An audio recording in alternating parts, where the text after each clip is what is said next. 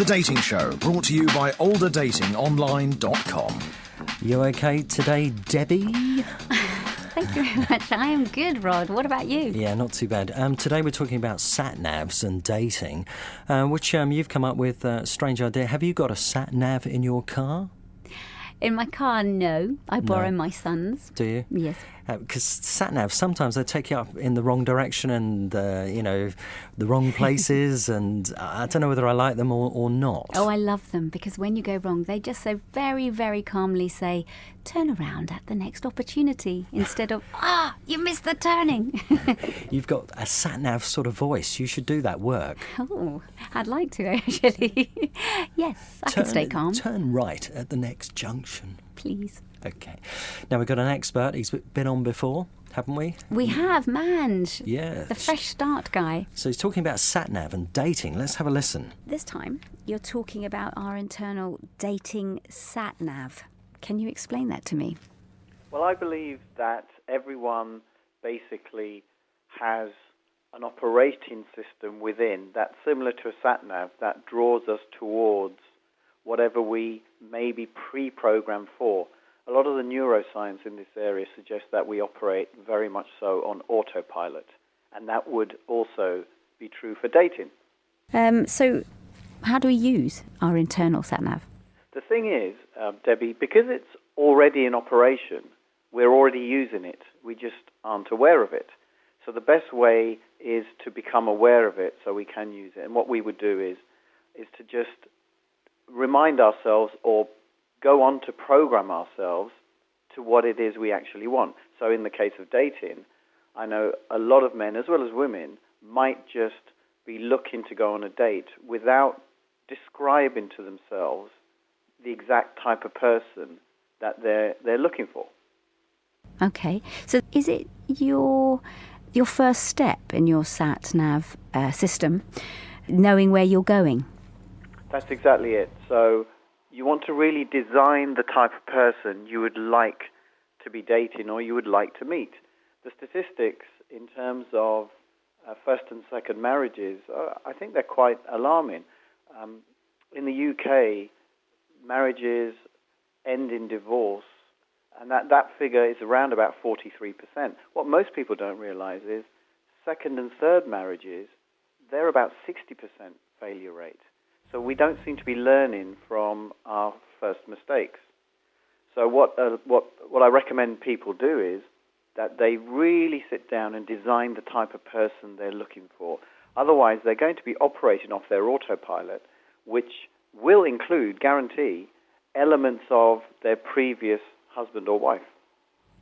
Okay, that sounds a brilliant idea, but how do we go about designing the type of person we'd like to meet?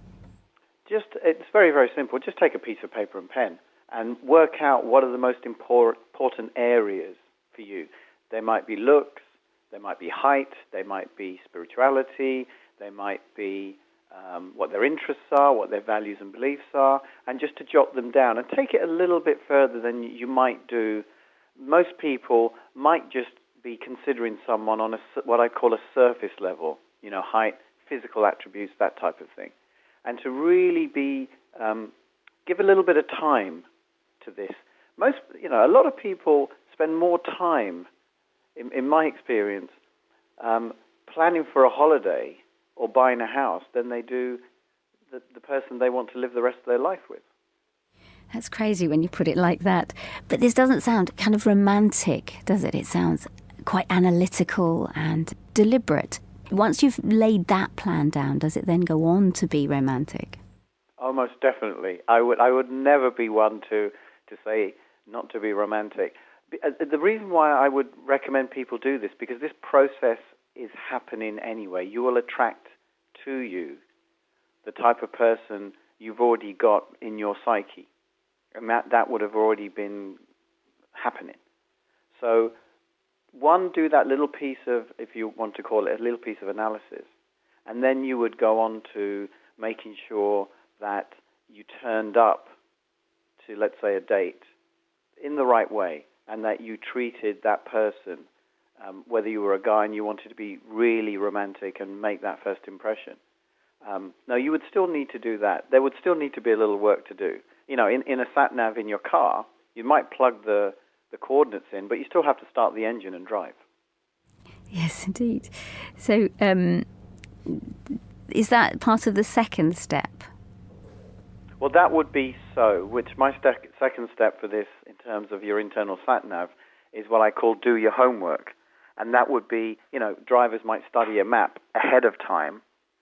This time, especially with guys, I find that guys don't tend to take so much time over themselves as maybe women might. And this is take a good look in the mirror and ask yourself, the type of woman that you would like to meet, what type of guy would she fall for?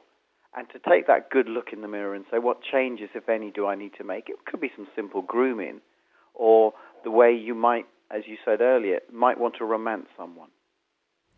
Yeah, so you first of all look out to see the kind of person you want, and then you want to be the kind of person who would attract that person you want.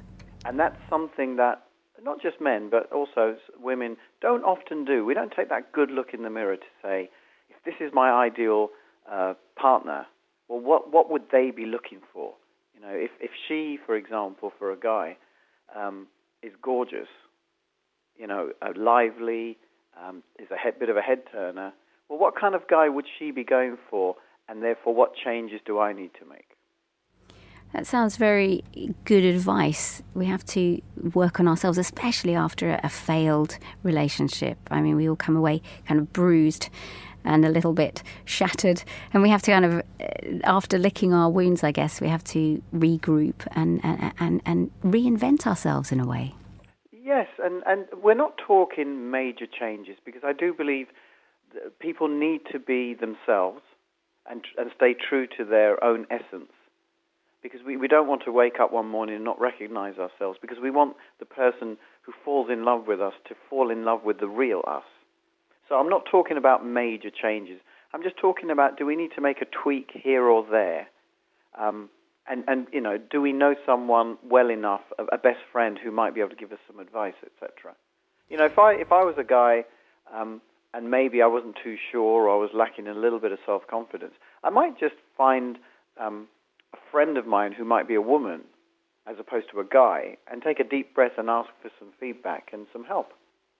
Always a good thing to do, get some help, get some advice from someone who knows you. On your third thing here, your third step, is recalibrate when necessary.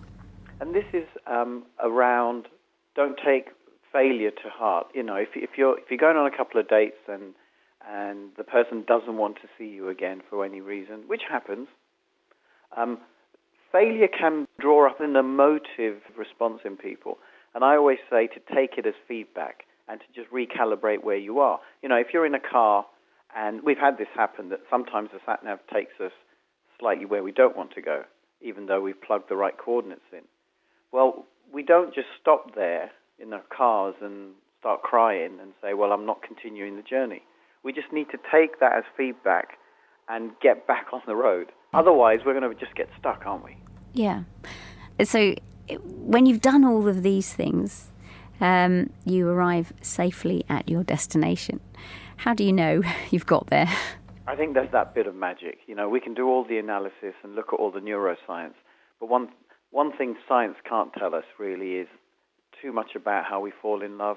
I'm still a great fan of the butterflies in the stomach, and you can't really stop thinking about someone. You just seem to click.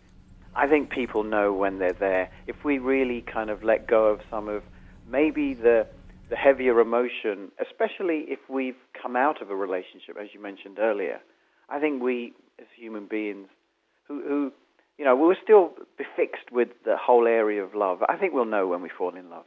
I think we're in love, aren't we, Debbie? Oh, yes, Rod. Yeah.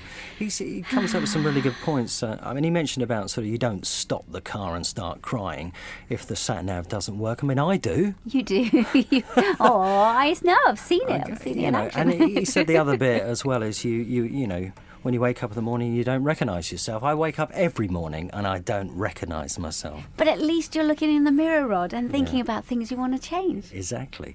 And also, I think my sat-nav needs a reboot. Uh-huh. I might go back to the old-fashioned map. Oh, do you remember that? Yes, You and I me could go do. out driving, Yes. and we could. You could be in the passenger seat with a map. Wrestling my map. Yeah, Yes, I bet you wouldn't be able to read the map though. It's a little bit awkward sometimes, just sometimes. The Dating Show, brought to you by olderdatingonline.com.